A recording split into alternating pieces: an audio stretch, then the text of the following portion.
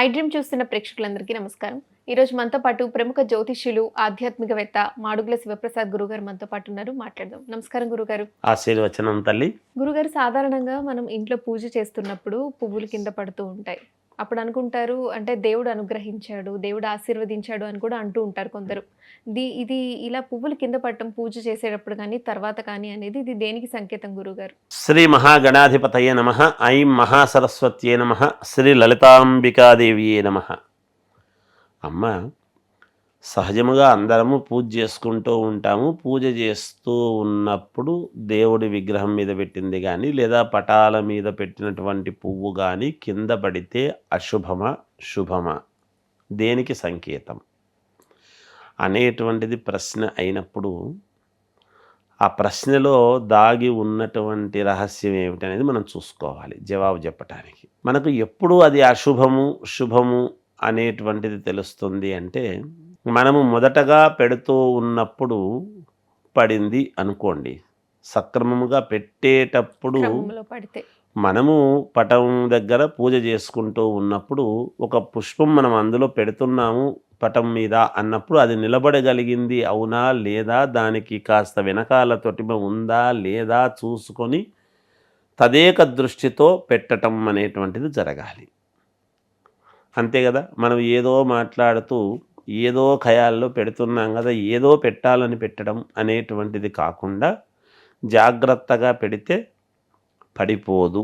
First number 1 అది మన చిత్తశుద్ధి అనే దాని మీద ఆధారపడి ఉండేటువంటిది. ఇక అశుభము అనేటువంటిది ఎప్పుడు వస్తుంది అంటే, మనం ఏదైనా గుడికి వెళ్ళినప్పుడు కానీ లేదా ఇంట్లోనే మనము అలంకారం అంతా చేసి అమ్మవారికి పూజ చేస్తూ ఉండి చెందుతూ ఉన్నప్పుడు సహజముగా పూజంతా అయిన తర్వాత మనము అష్టోత్తరము కావచ్చు, అమ్మవారికి అభిషేకము కావచ్చు, అంతా అయిన తర్వాత టెంకాయ అనేటువంటిది కొబ్బరికాయ కొట్టి హారతి అనేటువంటిది ఇస్తాం. ఈ హారతి ఇచ్చిన తర్వాత కానీ ఇచ్చే ముందు కానీ మనము పరిపూర్ణముగా దేవుడికి మనము సహజముగా ప్రదక్షిణ చేసి ఒక నమస్కారం చేసుకోండి మనస్ఫూర్తిగా అని చేయించేటువంటి పురోహితుడు కావచ్చు, లేదు మనమే కావచ్చు.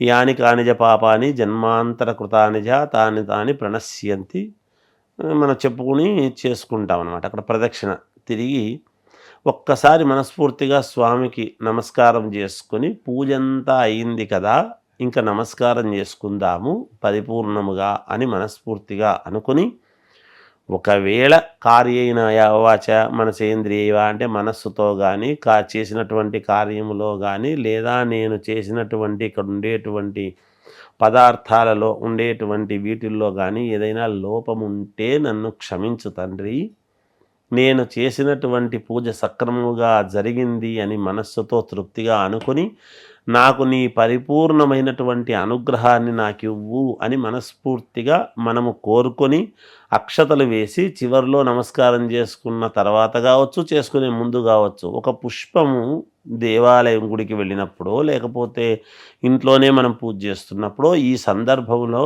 పైనుంచి పడింది అనుకోండి, అది ఖచ్చితముగా భగవంతుడు మనకు అనుగ్రహాన్ని ఇచ్చినట్టుగా భావించాలి.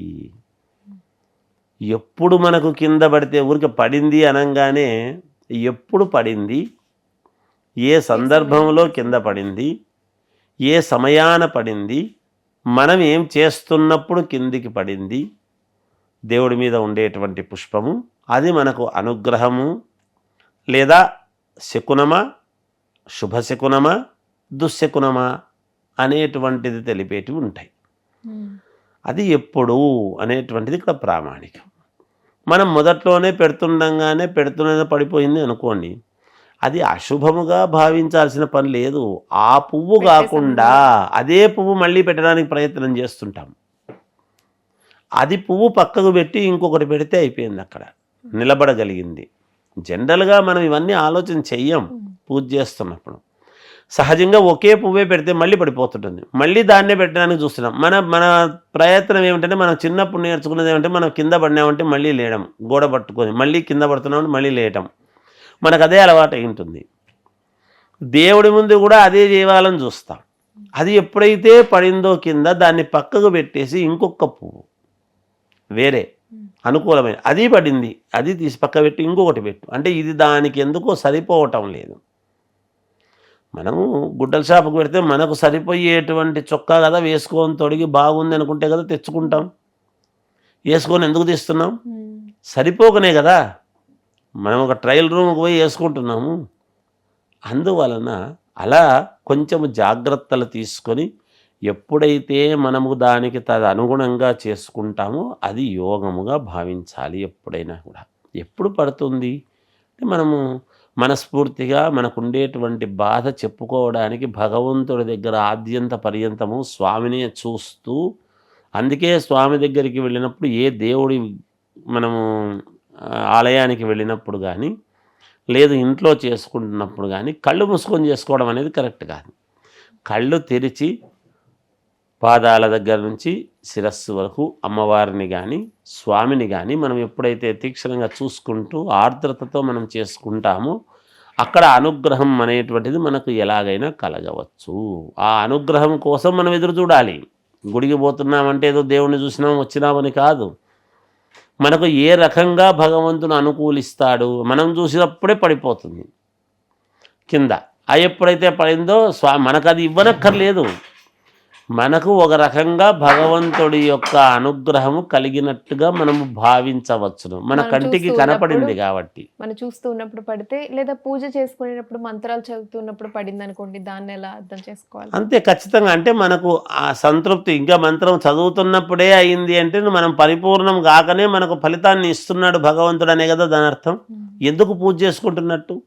చేసినాము, తీర్థం తీసుకున్నాము, కొబ్బరి చిప్ప ఇచ్చినారు, అరటిపండు ఇచ్చినారు, తిన్నాములే పోయినాములే అని కాదు. ఆ చేస్తూ ఉన్నప్పుడు మనం ఎంత భక్తితో శ్రద్ధగా మనం చెప్పుకున్నటువంటి మాట భగవంతుడు విన్నాడు అనడానికి ఒక నిదర్శనం, మనకు అనుగ్రహం ఇచ్చినాడు అనడానికి ఒక నిదర్శనం. అలాంటివి జరుగుతూ ఉంటాయి తల్లి. అట్లాంటివి జరిగినప్పుడు అది మనకు అనుకూలము అని చెప్పవచ్చు. చక్కగా వివరించారు. ధన్యవాదాలు గురుగారు. జయోస్తు.